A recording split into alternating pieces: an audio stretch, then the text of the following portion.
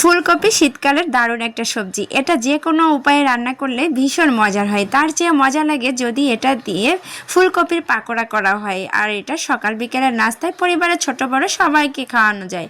তো এর জন্য এখানে আমি বেসন গড়ে নিচ্ছি পরিমাণ মতো। বেসনটা অবশ্যই যে স্বাভাবিক মশলা দিয়ে তৈরি করতে হয় সেগুলো দিয়েছি। তার মধ্যে একটা এক্সট্রা ডিম দিয়েছি, এটা অপশনাল, তবে দিলে বেশ ভালো হয়। আর এই বেসন গুলানোর মধ্যে দিয়ে দিলাম হালকা সিদ্ধ করে রাখা ফুলকপির পিসগুলো। আর এভাবে দেওয়ার কারণ একটাই, খুব অল্প সময়ে শর্টকাট উপায়ে এই ফুলকপিগুলো বেসনের সাথে মিক্স করে নেওয়া যায়। আর এভাবে করলে খারাপ হয় না, বেশ ভালোই হয়, সাথে সময়টাও বেঁচে যায়। তো এই তো ফুলকপির সাথে বেসনটা ভালোভাবে মিক্স করে নিলাম। একটু ঘনত্ব কিন্তু বেশ ঘনই রাখতে হবে। তো এভাবে কিন্তু তেলের মধ্যে দিয়ে ডুবিয়ে ডুবিয়ে আমি ফুলকপিগুলো ভেজে নিব। ফুলকপির পিসগুলো যত শীঘ্রই যতগুলো ফ্রাই প্যানে ধরবে সেগুলো একসাথে দিয়ে দিতে হবে। আর এক সাইড ভেজে নিয়ে পরে উল্টে দিতে হবে। তবে অবশ্যই চুলার আঁচটাকে মিডিয়াম টু লো হিটেই রাখতে হবে, কেননা এটা যদি হাই হিটে রেখে ভেজে নেওয়া হয় খুব শীঘ্রই কালার চলে আসবে।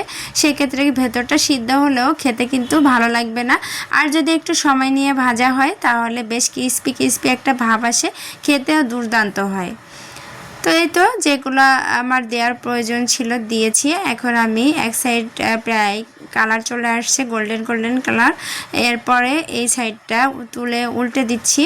আর আমি একটা কাঠি নিয়েছি উল্টানোর জন্য। এটা কিন্তু আমার কাছে বেশ কমফোর্ট ফিল হয় বলেই আমি এই কাঠিটা দিয়েই সবসময় ভাজা পোড়া উল্টে থাকি। আর এই তো সবগুলা ফুলকপি চপই উল্টে দিচ্ছি। এক সাইড একবারেই কালার হয়ে গেছে, পরবর্তী সাইডও আমি এরকম 1-1.5 মিনিটের মতোই ভেজে নিচ্ছি। এভাবে ভেজে নিলে কিন্তু ফুলকপিগুলার গায়ে বেশ তেল থাকে না, আর খেতেও দারুণ লাগে। আর এই রকমের নাস্তা পরিবারের সবাইকে খাওয়ানো সম্ভব, কারণ ঘরে তৈরি নাস্তা একেবারে ফ্রেশ, একটু ভাজা পোড়ার মধ্যেও কিন্তু বেশ হেলদি একটা নাস্তা হয়ে যায়। এই তো আমার পাকোড়াগুলো কিন্তু রেডি, কালারটাও কিন্তু ভীষণ সুন্দর এসেছে।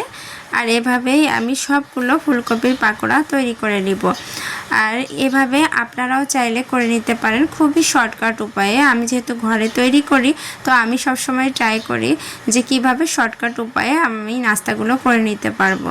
এতে আমার সময়ও বাঁচে আর হেলদি নাস্তাও হয়ে যায়। আজকে সস ছিল না, তাই চাটনি করে নিয়েছি টমেটো দিয়ে, এটাও বেশ সুস্বাদু হয়েছে। তো আজকের রেসিপি যদি ভালো লেগে থাকে অবশ্যই নিজেরাও একবার ট্রাই করবেন। দেখা হবে নেক্সট কোনো ভিডিওতে আবারও। আল্লাহ হাফেজ।